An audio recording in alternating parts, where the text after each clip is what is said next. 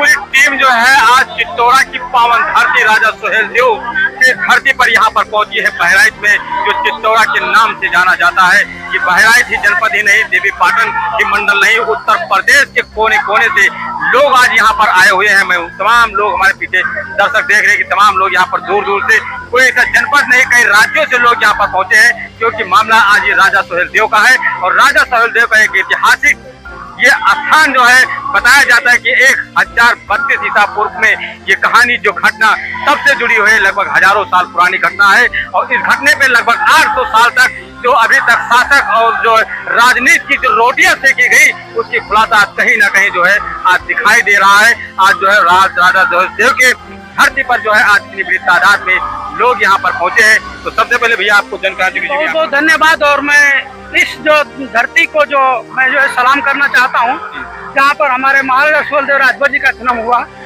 और उन्होंने इस तरह का इतिहास रचने का काम किया जी। जिस तरह से देखा जा रहा है, लगभग 11वीं ईस्वी में जो है राजा सुहेलदेव ने शराबस्ती में जन्मे और यहाँ पर उन्होंने शासक किया। लेकिन बीच में ऐसा देखा गया, जो मोहम्मद गजनवी था, उनका भांजा सलार सैयद गाजी मियां को जो है वो युद्ध हुआ, इस युद्ध में उसको परास्त किए और मारने के बाद में जो है आज भी उसका मेला लगता चला आया। देखिए, मेला लगने का कारण रहा कि ना समझी इतिहासकारों ने जब इतिहास ही दबा दिया, किसी को पता नहीं चला, तो जो समझदार लोग थे, जो अपने लोगों को आगे बढ़ाना चाहते थे, उन लोगों ने मेला लगाया। पता तो था नहीं किसी को। लेकिन ये जो है माननीय ओम प्रकाश राजभर जी जब 2002 में पार्टी बनाए, इसके बाद जो है इतिहास के पन्ने को पलटना चालू किया इन्होंने। जिस इतिहास को हजारों साल पहले जो है पूरा दबा के रखा गया था, उस इतिहास को खोदने का काम जो है माननीय ओम प्रकाश राजभर जी ने किया। और 2002 से जो है महाराजा सुहेलदेव राजभर जी का जन्मदिन और विजय दिवस मनाने का कार्यक्रम गाँव में शुरू हुआ। तो जब गाँव में शुरू हुआ तो लोगों को पता नहीं था, तो जिसको इतिहास नहीं पता होगा उल जलूल बयान तो करेगा ही करेगा। तो लोगों ने बहुत सारा उल जलूल बयान किया। लेकिन इनका जो संघर्ष रहा है, अगर हम जोड़ दें तो दूसरा महाराजा सुहेलदेव राजभर जो है ओम प्रकाश राजभर ही है इस समय, जिन्होंने जो है एक समाज को खड़ा करने का काम किया।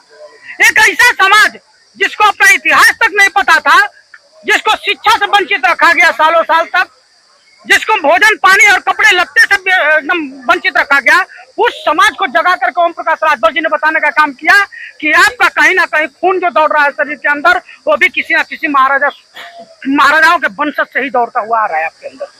आखिर जैसे अभी आपने कहा कि जो हमारे इतिहास को दबा कर रखा गया, उनको शिक्षा से वंचित किया गया, उनको वस्त्रों से वंचित किया गया, तो आखिर ये सब लोग कौन लोग थे, किस समाज के लोग तो थे जो आज जो है इन बैकवर्ड को, इन लोगों को आगे बढ़ने नहीं दिया? सबसे पहले तो इतिहास है कि महाराजा सुहेलदेव राजभर जी के इतिहास को नहीं लिखा बढ़िया से, और जो लिखा गया था उसको उन्होंने दबा दिया, लोगों में चर्चा का केंद्र नहीं बनाया। दूसरी बात, जिन लोगों ने राजभर समाज का जो है राजपाट छीनने का काम किया, उन लोगों ने तो इसमें पूरी तरह से भागीदारी निभाया ताकि ये समाज जो है आगे न बढ़े। कारण क्या था कि यही समाज धरती पर एक ऐसा समाज था, शासक वर्ग था, जो किसी से डरता नहीं था।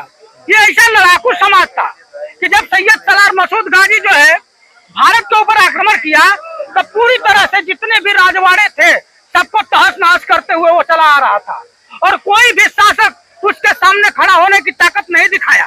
लेकिन एक जो है माननीय ओम प्रकाश राजभर जी जो है इस ताकत को समझे और जगा कर सामने खड़ा किए, और तब जाकर के लोगों को पता चला कि जिसको राष्ट्रवीर राष्ट्ररक्षक कहा जाता है, महाराजा सुहेलदेव जी कहा जाता है, वो महाराजा सुहेलदेव राजभर हैं।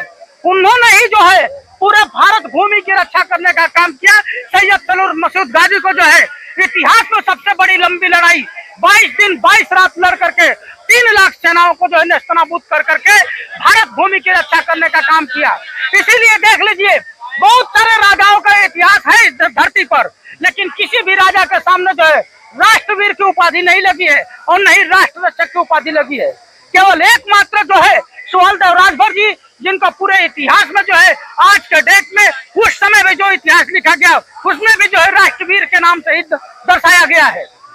तो ये जो है बहुत बड़ी उपलब्धि है और राजभर समाज का एक गौरव है, जो आज जो है इस धरती पर लोग आए हुए हैं। जिस धरती से जो है राजभर समाज के इतिहास को फिर से जो है हजारों साल के बाद जो है आज जो है गिनती करके निकाला जा रहा है, और राजभर समाज के इतिहास को जो है जन तक पहुंचाने का काम माननीय ओम प्रकाश राजभर और उनके सिपाहियों के द्वारा किया जा रहा है। इसे इतिहास काफी पुराना है, हजारों साल पहले, लेकिन जब देखा जाए कि देश आजाद हुए लगभग 77 साल हमारा हो गया। आज सरकारें जो भी हैं वो आजादी का अमृत महोत्सव भी मना रही, और इसके पिछले सत्र में देखा जाए तमाम सरकारें भी आई, चाहे वो सपा की हो और चाहे बसपा की हो, लेकिन अब तक किसी लोगों ने भी याद नहीं किया। जबकि इसमें अखिलेश यादव जो है पीडीओ को लेकर के नारा दे रहे पूरे प्रदेश में लेकर के। देखिए, पीडीए का मतलब उनका है ना पर्सनल डेवलपमेंट अथॉरिटी, ये उनका फुल फॉर्म। उनका विकास कैसे होगा, उनके परिवार का विकास कैसे होगा, ये उसके लिए उन्होंने पीडीए बनाया है। पीडीए में राजभर कहाँ है? पीडीए में पासवान नहीं, पीडीए में धोबी नहीं है, पीडीए में चमार नहीं है, पीडीए में कहीं दिखाई दे रहा है? जब भी उनका मंत्रिमंडल का विस्तार होता है तो आप देख लीजिए कि पीडीए कौन है उसमें। वहीं पर देख लीजिए कि एक जो कहते हैं कि अल्पसंख्यक में ईसाई भी आता है, सिख भी आता है, और आपके जो है पारसी भी आता है, मुसलमान भी आता है। तो मुसलमान का वोट 20% है, उनका 13% है, लेकिन एक भी उप मुख्यमंत्री आज तक बनाने का काम उन्होंने नहीं किया। तो पीडीए कहाँ है उनका? पीडीए का मतलब ये हो जाता है कि अपना जिसे विकास कैसे होगा, यही है मूल रूप से उनका। और रही बात महाराजा सुहेलदेव राजभर जी के कि उन्होंने कभी याद नहीं किया, तो याद कैसे करेंगे? अगर याद कर लेते वो लोग तो 5-5 बार सरकार में रहने के बावजूद भी एक बार बताइए कहीं भी राजभर समाज का नाम उन्होंने लिया या महाराजा सुहेलदेव राजभर जी का नाम लिया? क्योंकि उनको पता है कि जो कौन अपना इतिहास जान जाएगी वो शेर भूखे शेर की तरह से जाग जाएगी और नोच कर अपना हिस्सा और अपना अधिकार छीन लेगी। इसलिए उन लोगों ने आज तक बताने का काम नहीं किया। तो क्या लगता है कि समाजवादी पार्टी थी या बीएसपी जो थी, ये कहीं ना कहीं हमारे इतिहास उन लोगों जो पुरखों ने दबाया उससे भी ज्यादा कहीं खतरनाक निकल रहे हैं? देखिए, अगर ये लोग चाहते, सही मामले में लोगों का विकास चाहते, तो आज ये दिन दशा सबका नहीं होता। एक एक समाज, एक एक लोगों का जो है डेवलपमेंट उन्होंने किया है, बाकी समाजों का कहाँ किया है? सब लोग तो पिछड़ा का और दलित का नेता बने। तो पिछड़ा में खाली एक समाज नहीं आता है, पिछड़ा में बहुत सारी जातियां आती हैं, उन जातियों का नाम नहीं पता है। अब जिसको हमारा नाम नहीं पता होगा तो हमारे विकास के बारे में क्या सोचेगा? उसी तरह एससी समाज में भी देख लीजिए, बहुत सारी जो है दलित वर्ग की जातियां हैं, लेकिन दलित वर्ग में जिसकी जो सरकार आई है उन्होंने अपने समाज का डेवलपमेंट करने का काम किया, विकास बाकी जातियों को छोड़ दिया। तभी तो जो है उनकी जातियों से और अपनी अलग जातियों से तुलना करके देखिए उनकी जाति का कितना विकास हुआ है और जातियों का कितना विकास हुआ है। आपको खुद पता चल जाएगा कि देश में भागीदारी उन्होंने कितना निभाया है लोगों के विकास। समाजवादी पार्टी के कई कार्यकर्ताओं का बयान ऐसा है कि जो है भारतीय जनता पार्टी जो है वो ठाकुरवाद और जातियों पर काम करती है, ठाकुरवाद पे काम करती है। देखिए, ऐसा होता है कि जो भी सरकारें बनती है और जिस समाज के सरकार में बनेंगे तो कुछ ना कुछ तो अपनी जाति का पक्ष खींचेंगे, इसमें कोई संदेह नहीं है। किसी का भी कोई भी सरकार बने अपने समाज का जो है प्रमुख रूप से जो है वो पक्ष खींचेगा ही खींचेगा। लेकिन अभी जो है भारतीय जनता पार्टी की सरकार जो है, अभी जो भी भर्ती वैकेंसी कुछ भी आता है, सभी वर्ग के समाज के लोगों का जो है उसमें कहीं ना कहीं भागीदारी दिखती है। आज भारतीय जनता पार्टी ने जो है तमाम तरह के सभी जाति वर्ग के लोगों को नेता भी बनाने का काम किया है, जबकि इन लोगों ने ये काम नहीं किया। आज जो भारतीय जनता पार्टी से पिछड़ने का सबसे बड़ा कारण जो है क्या है? यही है कि इन लोगों ने एक जाति विषय से फोकस किया और भारतीय जनता पार्टी ने हर जातियों को जो है फोकस करने का काम किया है और हर जाति के लोगों को अपने साथ जोड़ने का काम किया। तब जा करके जो है आज देखिए जबरदस्त बहुमत के साथ तो सरकार में जा रही है, और ये लोग जो बहुमत के साथ सरकार बनाते थे जबरदस्त बहुमत के साथ वो लोग पिछड़ते जा रहे हैं। क्या लगता है आपको, जिस तरह से जातियों को जोड़ करके सरकार तो बना रही है कि जातियों के आधार पर जो आरक्षण की बात आती है, जहाँ नौकरी की बात आती है, जहाँ डेवलपमेंट की बात आती है, तो वहाँ तो सरकार इसके लिए बहुत काफी पीछे हो जाती है।